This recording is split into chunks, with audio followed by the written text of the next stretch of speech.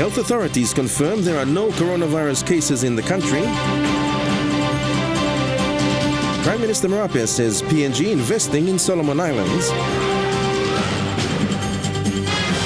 And Kumul Force 17 back from Australia. This is National EMTV News with Neville Choi. Good evening and thanks for joining us for Sunday's news. Health authorities have confirmed that there are no coronavirus or COVID-19 cases in the country. Deputy Prime Minister David Stephen says despite these rumors, health authorities and other agencies have lifted the response level to contain and manage any suspected cases. Deputy Prime Minister Stephen urged citizens not to live in fear, but consider prevention measures and practice good hygiene living. The Deputy Prime Minister made the announcement upon the arrival of Prime Minister James Marape and the state delegation from Solomon Islands. The DPM confirmed that suspected cases have been tested with negative results. Despite rumors on social media, it confirmed that there are no cases of COVID-19 in the country. This present moment, there is no confirmed cases of coronavirus within our boundaries and our borders. The only two tests that have been carried out in our own medical research institute in Goroka have proven to be negative. According to the Deputy Prime Minister, the Special Ministerial Committee is on its toes to ensure the virus is contained and managed. It says authorities have lifted the response level. DPM Stevens says for now people must not live in fear but maintain good hygiene. We would like to inform our citizens that we have now gone from containment to information and management. And this is the phase in which we will be informing our people and our institutions, all the sectors of our country, on the steps that must be taken. Backing the DPM statement, Acting Health Secretary Dr. Paisen Dakulala says health authorities and other agencies, including the World Health Organization, are vigilant. He says a progressive report is ready to be presented to NEC for consideration. Virus and the situation is evolving. And the evolving part of it, puts us at those risks that we have to mitigate. And so we are building up to see that we manage this. Meanwhile, Prime Minister James Marape has assured that the government is keeping close contact with the remaining students in China. At the moment they're safe, they're confined. If need be, we can send a plane to lift them off, but we're managing it very closely. And we're in touch with every one of them through our mission in China. So just advising parents and citizens, children in China are being looked after. Jack LaPava Jr., National EMTV News. Upon his return from Solomon Islands, Prime Minister James Marape says more treaties and business cooperation terms were signed. Prime Minister Marape says over 52 PNG-owned companies are investing in Solomon Islands.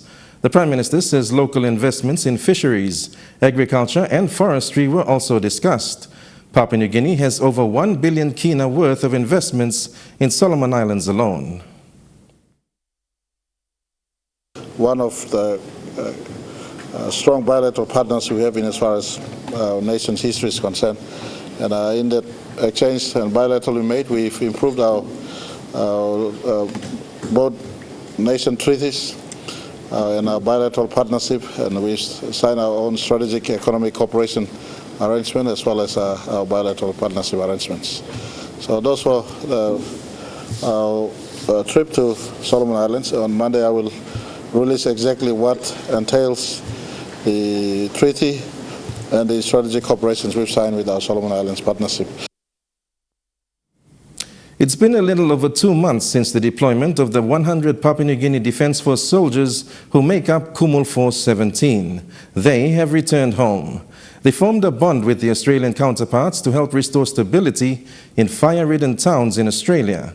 Yesterday, Kumul Force 17 touched down on home soil after completing their mission down under. They were welcomed by Deputy Prime Minister David Stephen at the PNGDF Air Transport Wing Terminal.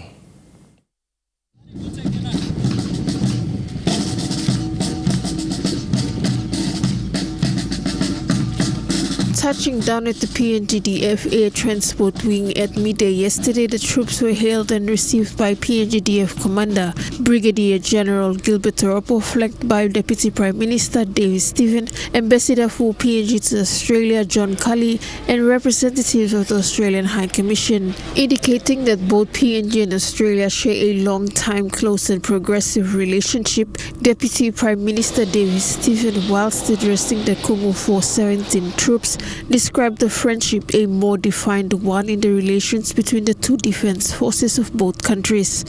Acknowledging that Australia has always been the first to respond in our times of need, in our times of disaster and calamity.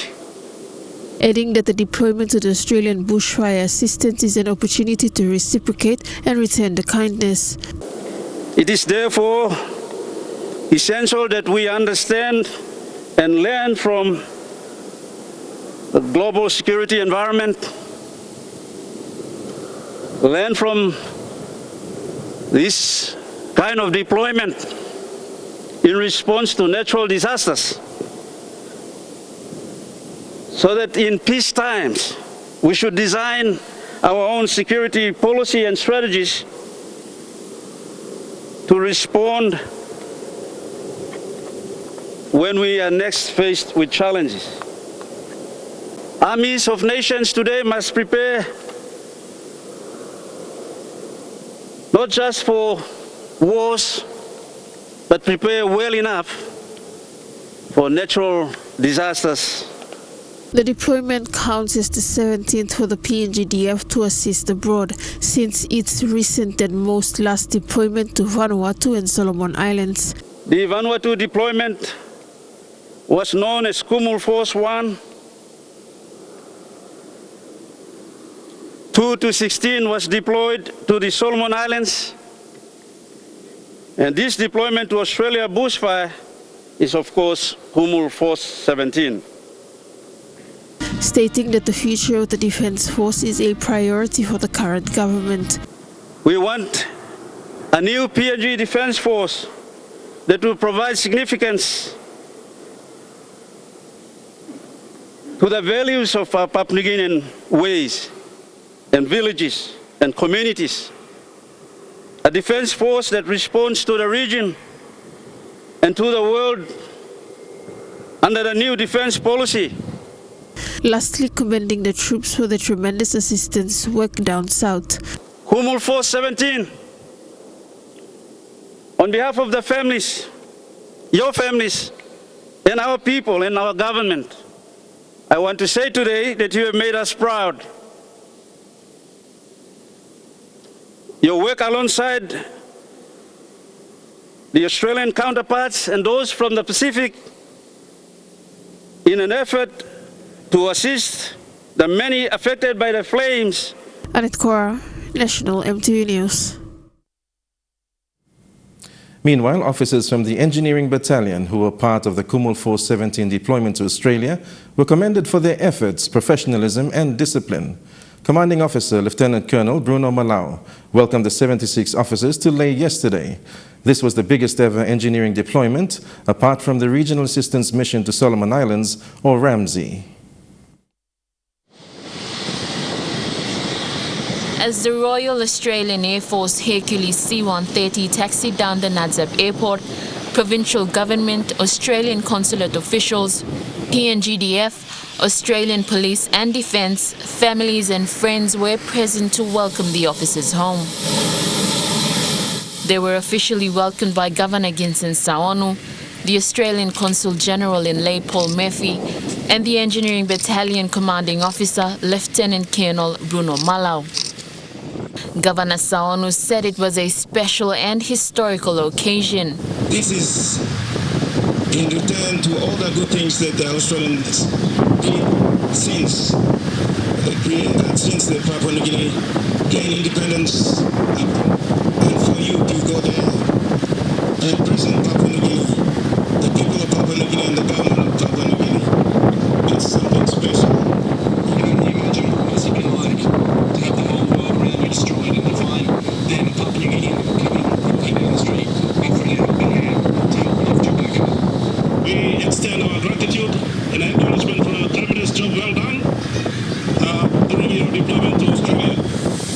These 76 officers were part of the Kumul Force 17 contingent that were deployed to Australia to provide bushfire relief assistance. This was the second largest deployment for the PNGDF since Kumul Force 1 was sent to Vanuatu in 1980 and is the largest deployment for the Engineering Battalion. Kumul Force 17 was deployed to Australia last month and assisted bushfire-affected communities in Victoria. From the start, it was a bit of a slow start, but as the momentum picked up, we sort of blend in, and as we went along the way, we learned from the ADF, and they also learned from us. We shared ideas, and it was a combined effort, and we managed to achieve all the tasks that was delegated to us. Operation like this, I would take my hats off to the troops. For us to command men, it's a big challenge, and when you command men who have so much pride in their uniform and the country that they serve, they give back to the command in terms of discipline and professionalism, and that's the key takeaway that we're going to take with us after this operation. They arrived at the Egam barracks and marched in and were received and welcomed by the community, families, friends and colleagues. It was a joyous moment for families. Welcome home! Thank you. Bisikopana National MTV News, Lake. You're watching National MTV News. We'll have more stories after these messages. Stay with us.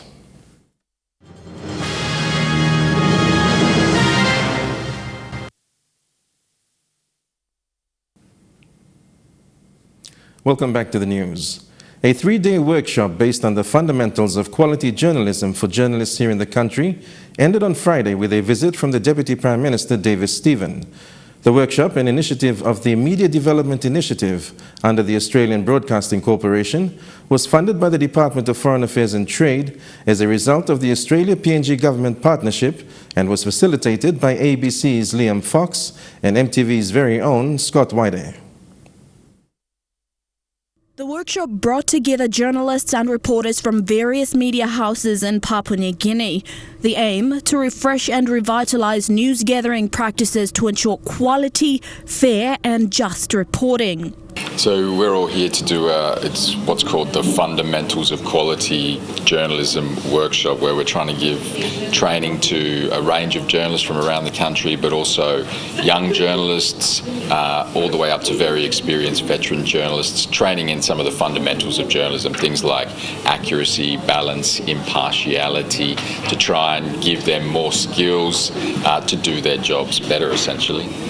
Because we know the important place that the media has in a democracy like PNG, and we want the journalists here to be able to do their jobs as best they can. Those in attendance participated in discussion, sharing of personal experiences through their work, and activities specific to PNG's Media Code of Ethics. We've learned a lot.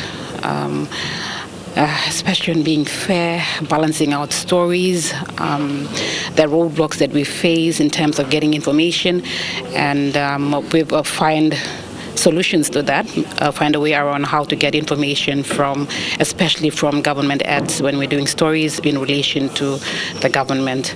Deputy Prime Minister Davis Stephen, who stopped by the workshop on Friday, said the key to developing and strengthening the relationship between the media and the government is to come back and dialogue. This way, both parties can understand the essence of the fundamental roles each one plays in society. This workshop is timely. Remind yourselves of your duties. My comment here is also to underpin the fact that government needs a vibrant, ethical and fearless media today more than ever. The Deputy Prime Minister also stated that he'd like to see more investments for professionals in the media through journalism workshops just like this one in the future. What is now needed is to rewrite that policy action plan and include a government commitment to a vibrant, independent, robust, fearless media and journalism. But I won't do that until I am assured on behalf of our people that there's enough leaders in the journalism profession that truly appreciate that this is all about people, nation building. It's about maintaining a nation, a society that's so diverse by a rule of law, a principle of law made in the Declaration of Independence. Helen Sea, National EMTV News.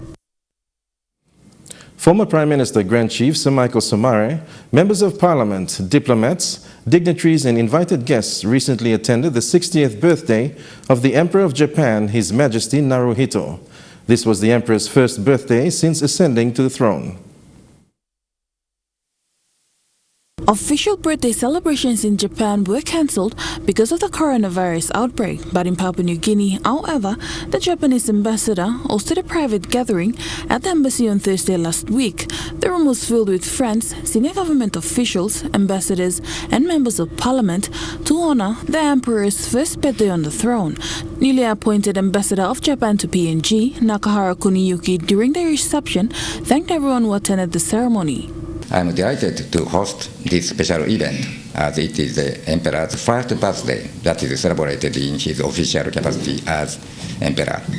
And it is also my first official reception as Japan's new ambassador to Papua New Guinea.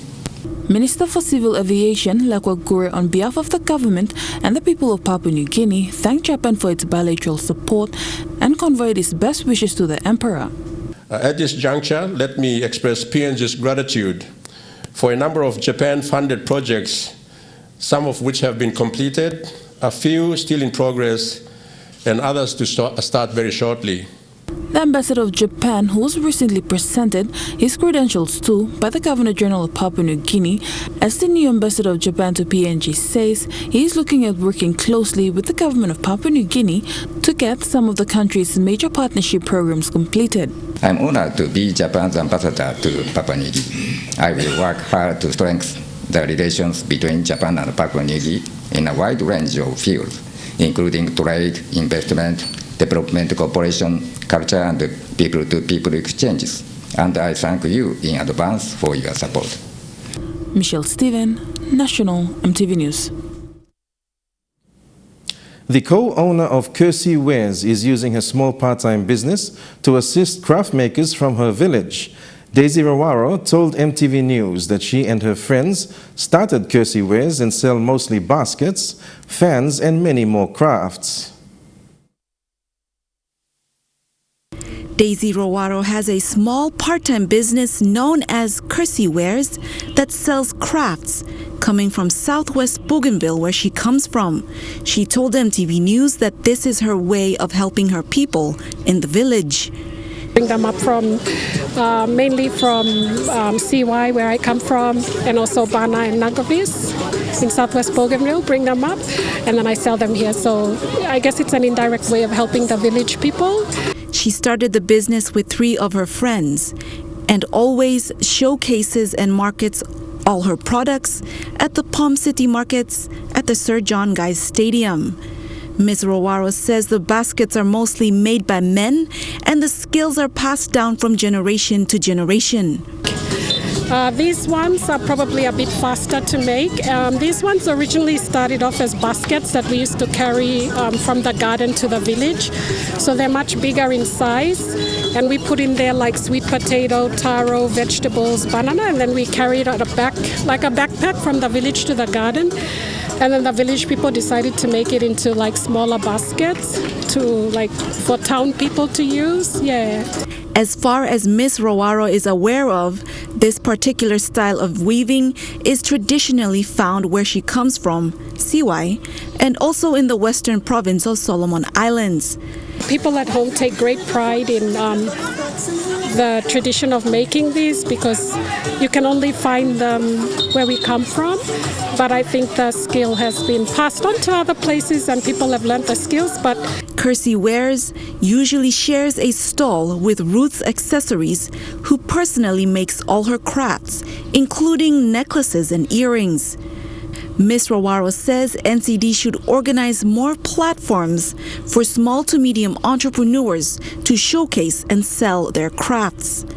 Good for SMEs and all the micro businesses that are SMEs lined up along here, and good for the city residents as well.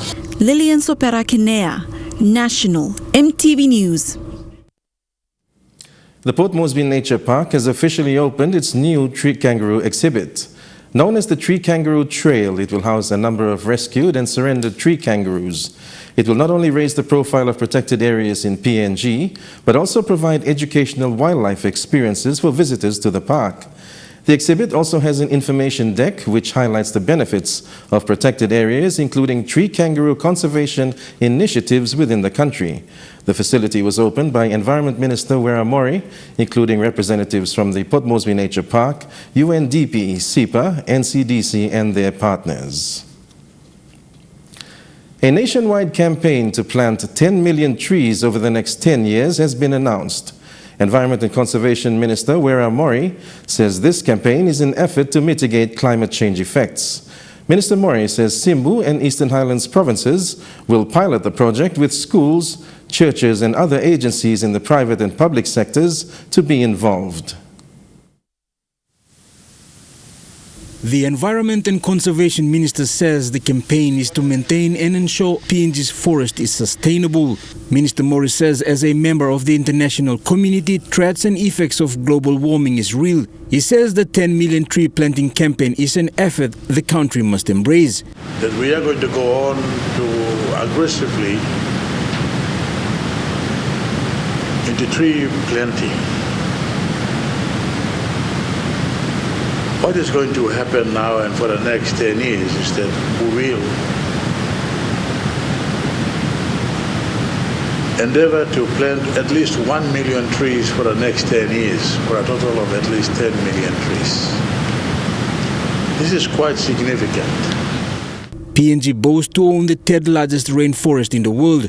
Excessive logging is a direct effect with no control of reforestation by logging companies. According to Minister Mori, global temperature will rise by 2 degrees centigrade in the next 10 years. That is a concern for all, and the responsible government department is determined to plant 10 million trees in the next 10 years. Unfortunately, a lot of concerns has been raised regarding the lack of active reforestation programs in this country. And I want to put on notice all loggers in this country that they must know that they have got an obligation to fulfill. Sport icon and long-serving Kumul captain Bal Numapo has been announced as the tree planting ambassador for the campaign. Simbu and Eastern Highlands provinces will pilot the project, then to other centers. The Environment Minister is urging all sectors to participate in the tree planting campaign. I'm sounding these alarming bells because time is against us. And we must now all make concerted efforts to plant trees. The 10 million tree planting project will be launched in Kundiawa on the 6th of March. Jack Lopava Jr., National EMTV News. And in times of global environmental crisis, food supplies are often the first to suffer. But since 2008, a team of scientists and researchers have been collecting and storing seeds for practically every country in the world on an island deep in the Arctic, and they've just welcomed their 1 millionth edition.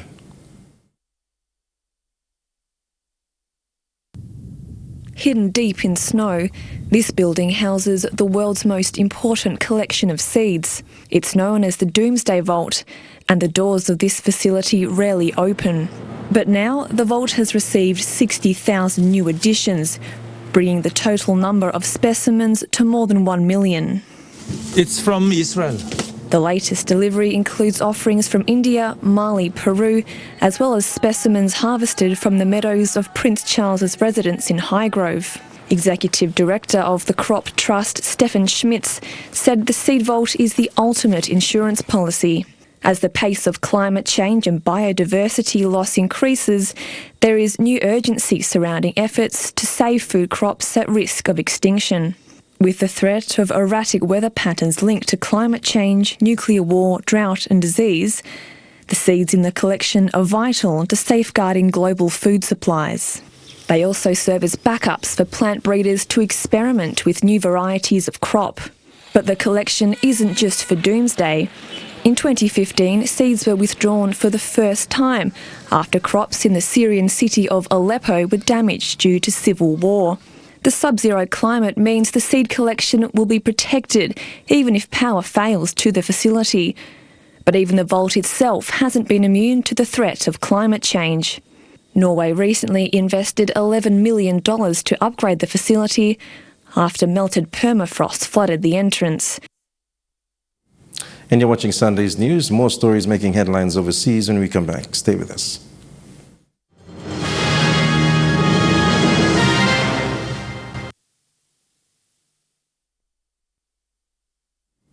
Welcome back to the news.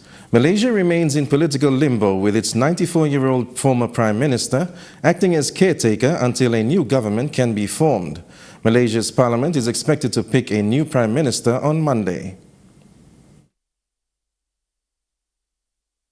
Malaysia has been plunged into political chaos. A day after Mahathir Mohamad tendered his shock resignation, we're no closer to knowing who will be the next Prime Minister or exactly why he resigned. We do know that last Friday a meeting of the ruling coalition Pakatan Harapan was expected to decide a date for Mahathir to hand power to his anointed successor, Anwar Ibrahim, in line with a promise to step down after 2 years. But there was no decision other than Mahathir reiterating it wouldn't be before November, by which time he'd be 95. But over the weekend, we suddenly learned that members of the ruling coalition were in talks with the main opposition party UMNO, and that some in the government, including Anwar Ibrahim's own party, wanted to dissolve the government and form a new coalition with UMNO and Mahathir continuing as PM, supposedly to block Anwar Ibrahim from ever taking power.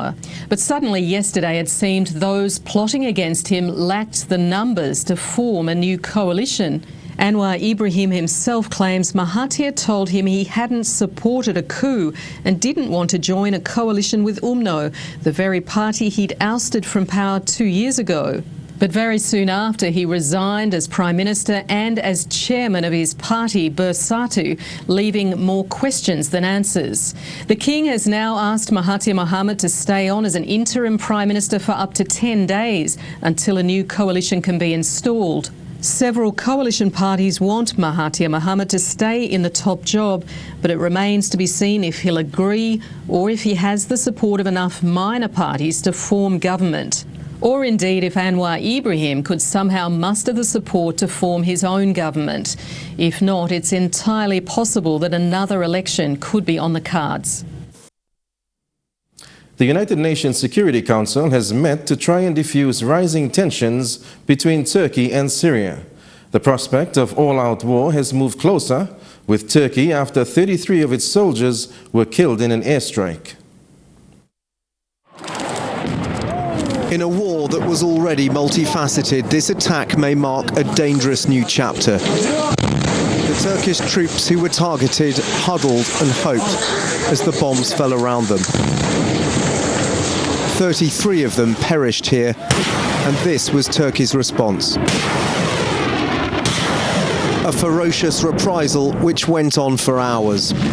The targets were Syrian government forces. Turkey stopped short of blaming and targeting Syria's Russian allies, whose jets regularly drop bombs on the area. Turkey's defense minister claimed they hit 200 targets, taking out 5 Syrian helicopters, 23 tanks, and killing more than 300 Syrian soldiers. As the Turks recovered their wounded and dead, NATO chiefs were preparing for an emergency meeting. Turkey is a NATO member and suddenly perilously close to all-out war with Syria and Russia. This dangerous situation must be de-escalated, and we urge an immediate return to the 2018 ceasefire. But so far the attack and reprisals have not spiralled further out of control. Neither NATO nor Russia appears to have any appetite for that. Egypt's former dictator Hosni Mubarak has died 9 years after he was ousted from power in the biggest popular uprising of the Arab Springs. His closeness with the West and his support for a peace treaty with Israel helped secure billions of dollars every year in American aid. But the poverty and corruption sparked opposition that eventually led to his downfall. For decades, Hosni Mubarak was a key figure in Middle East politics. A former Air Force officer who came to power after his predecessor Anwar Sadat was assassinated, he reformed Egypt's economy but became a brutal autocrat who turned the country into a cruel police state. Hosni Mubarak suppressed an Islamist insurgency that murdered dozens of foreign tourists and was supported by Western nations as a stable ruler in an unstable region. But he failed to deliver promised political and social reforms, and widespread anger saw him forced out of power by Egypt's military in 2011. Hosni Mubarak was sentenced to life in prison for conspiring to murder 239 protesters in the uprising against his rule, but was cleared by an appeals court in 2017.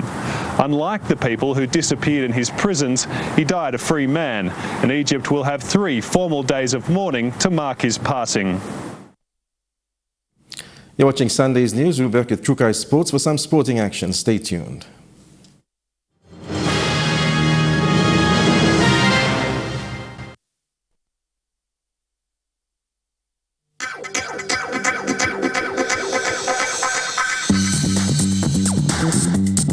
Trukai Sports.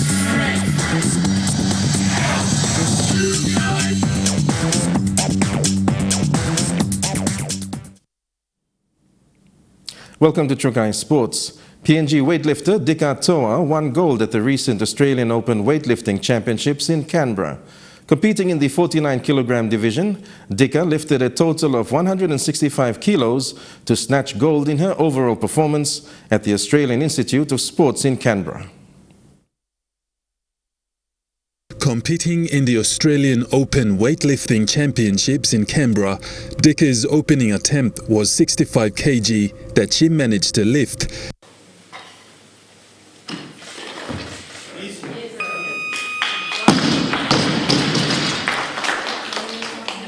Her next lift was the 70 kg that she also managed to lift.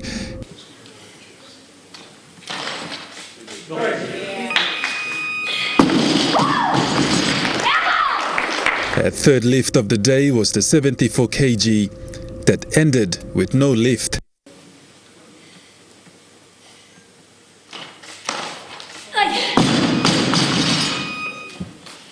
Her fourth lift of the event was the 85 kg division that she also managed to lift well with all 3 white flags.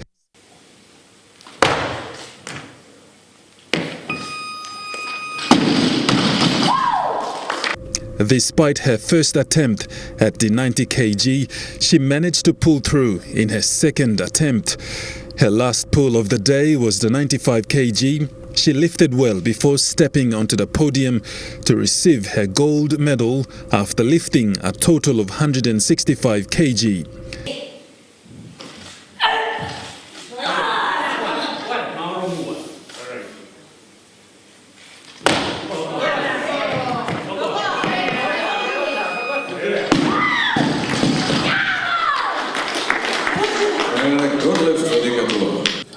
The gold medalist with a total of 165 kilos, representing Papua New Guinea, Dika Toa.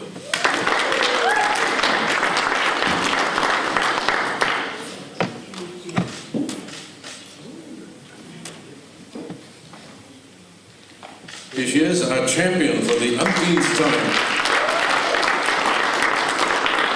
Godwin Eki, National EMTV Sports. PNG Rugby Football League Chairman Sandis Saka is proud of his achievements in the 2 terms he's served heading into the election of the new board. Saka has been nominated for the post once more against Brown Murema. The triennial election will come during the PNG RFL annual general meeting this month. Speaking to the network, Chaka was overwhelmed with the support of the team that helped bring rugby league and its administration to the next level. Bringing governance and administration stability and getting the board to approve the reforms that we undertook in 2014 with the PNG RFL constitution and the structures to actually institutionalize those reforms to bring stability in government. I think is I would take off as one of the accomplishments of the last 6 years, and the stability we've had. Without that stability, much of the work that we've achieved would not have been achieved. He thanked the partners of Rugby League who have always stood by in good and bad times. Long-term partners and supporters that the game has been able to maintain. Having good partners, too numerous to name, but having them sign on for multiple years gives us the stability and gives us the confidence to plan for the long term. The PNG RFL, through the CEO, Riata Rao, announced the candidates for the post of chairman, which includes Chaka as one of the two nominees. Nominees for the position of the chairman of the PNG Rugby League. Number 1, Brown Munema was nominated by Romney Kilapat from Hiri East. He was seconded by Joe Wakwa, chairman of Isopusa. I think it's in Gulf Province. And then second is the incumbent, Dr. Naipao, president of Potosí Rugby League, nominating chairman Sandis Saka, and seconded by Adrian Chow, president of Lay Rugby League. The two-term chairman says there are good administrators in Rugby League, however many times are driven away by the thought of holding the much scrutinized seat. Those of us who are on the board and on the administration are under as much scrutiny as our leaders in government and business. So what that does is it also scares away good people that can become involved. Our good Papua New Guineans of standing who could come on the board or come and work for PNG RFL are too afraid to come and put themselves under this kind of scrutiny, and they're not getting paid for it. Most of us are volunteers. Bradley Valenaki, National EMTV Sports. And Trukai Sports continues after the break. Stay tuned.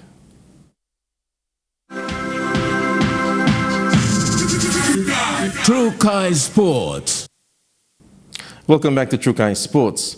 Improved pathway programs in the sport of rugby league from the junior level to the Hunters program will ensure improved standards for local players in the Kumul side. The same goes for the women's rugby league program. PNG RFL has enlisted the help of Joe Grimmer, the elite pathways and coaching director for the Parramatta Eels, to help improve the pathway programs. Coach Michael Marum's new role as the high performance manager in Papua New Guinea Rugby Football League is allowing him to concentrate more on improving the rugby league pathway program in Papua New Guinea. He has enlisted the help of Joe Grimmer, the elite pathways and coaching director for the Parramatta Eels in the National Rugby League. Michael's capable of doing it anyway. However, what he's done is asked me for some of my ideas, some things that we can introduce, more so to the development and structure from a junior pathway.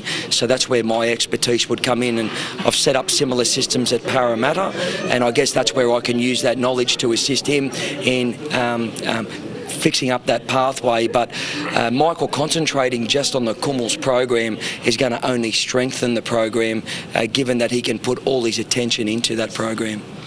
Joe Grimmer, who has worked with Michael Marum in the PNG LNG Kumul's win against the touring British Lions, says a well-structured pathway for players will improve the standard of the Kumuls, the Digicel Cup and the Hunters, including the Orchids.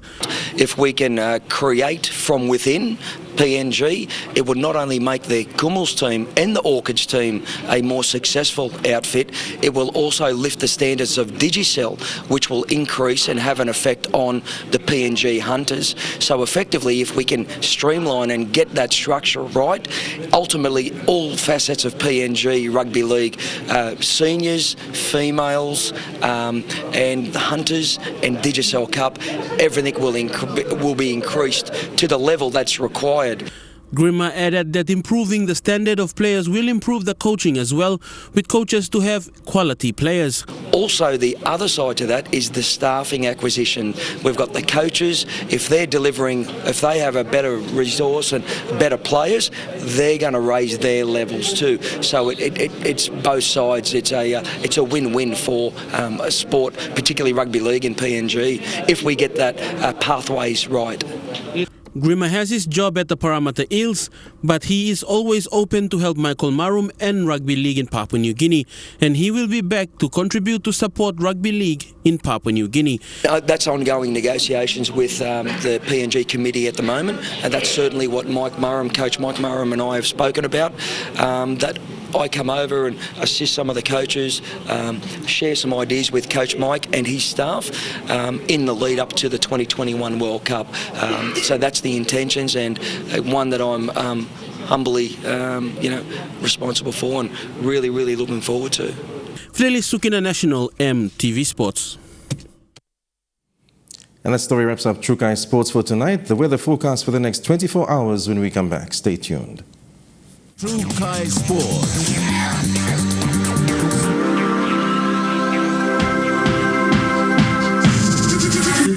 True Kai Sports.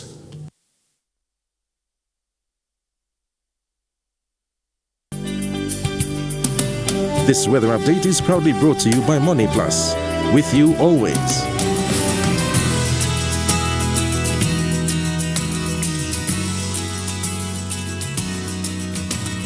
And to the weather forecast for tonight and tomorrow.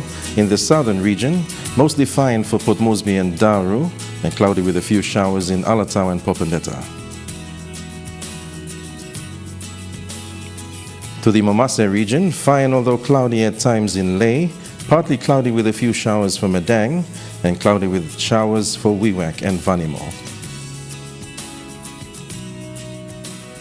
To the New Guinea Islands region, Lorengau and Kavieng expecting cloudy with thundery showers, mostly fine for Kokopora, Baul and Kimbe, and fine in Buka.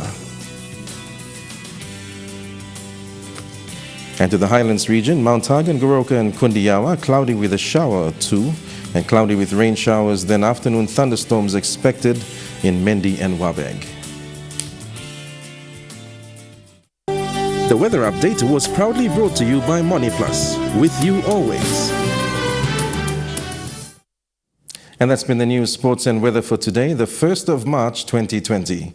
On behalf of the entire MTV News team right around the country, have a great working week, pleasant viewing, good night.